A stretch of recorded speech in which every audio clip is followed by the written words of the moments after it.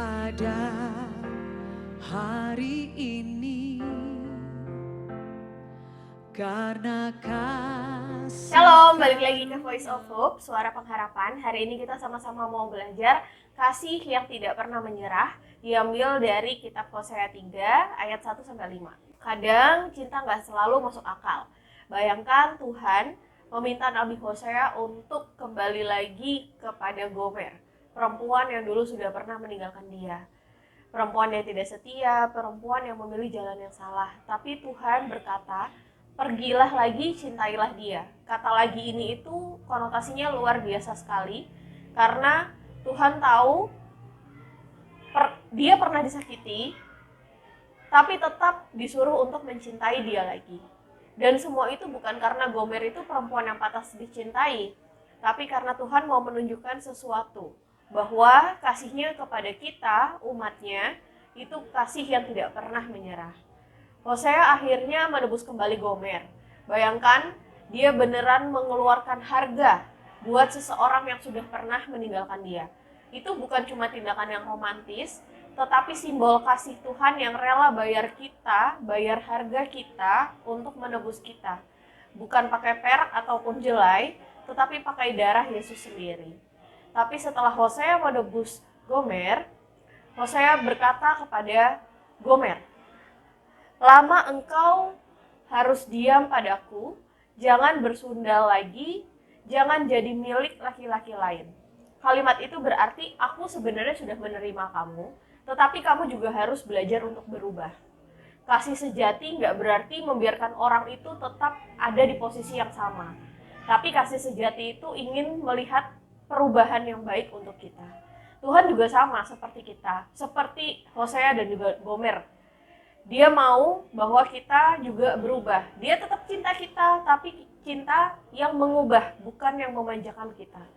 Ayat selanjutnya juga bilang, lama orang Israel akan diam dengan tidak ada raja, tiada pemimpin, tiada korban, tiada tugu berhala. Artinya mereka akan mengalami masa hening.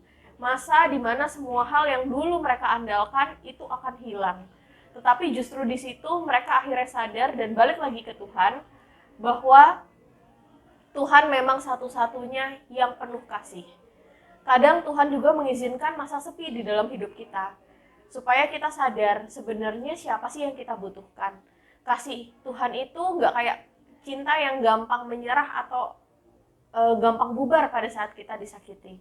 Kasih Tuhan itu sabar, penuh pengharapan, tapi juga tegas. Dan beliau tidak pernah menyerah kepada kita. Tetapi juga nggak mau kita terus-terusan ada di dalam hal yang salah. Dan waktu kita nanti akhirnya sadar, kita bakal ngerti, Tuhan bukan cuma hanya soal memaafkan kita atau dimaafkan, tapi soal dipulihkan. Kalau dipikir kita sama, pernah kayak Gomer. Kita pernah jauh dari Tuhan, sibuk ngejar hal-hal yang kelihatannya manis seperti kue kismis, tapi ternyata cuman bikin kosong. Tuhan bisa aja ninggalin kita, tapi dia enggak. Dia tetap cari, tetap nunggu, tetap sayang. Kasihnya nggak pernah lelah, nggak pernah menyerah. Mungkin hari ini kita lagi ngerasa nggak pantas disayang sama Tuhan. Mungkin kita lagi ngerasa udah terlalu rusak, terlalu jauh, atau udah terlalu sering gagal.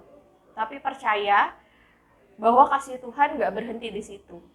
Dia masih mau datang, masih mau nebus, masih mau peluk kita pada saat kita pulang. Dan dari kisah Hosea ini kita belajar satu hal penting. Kalau Tuhan aja nggak pernah menyerah mengasihi kita, kenapa kita harus cepat menyerah? Entah sama diri sendiri, orang lain, atau sama hidup yang lagi berat-beratnya.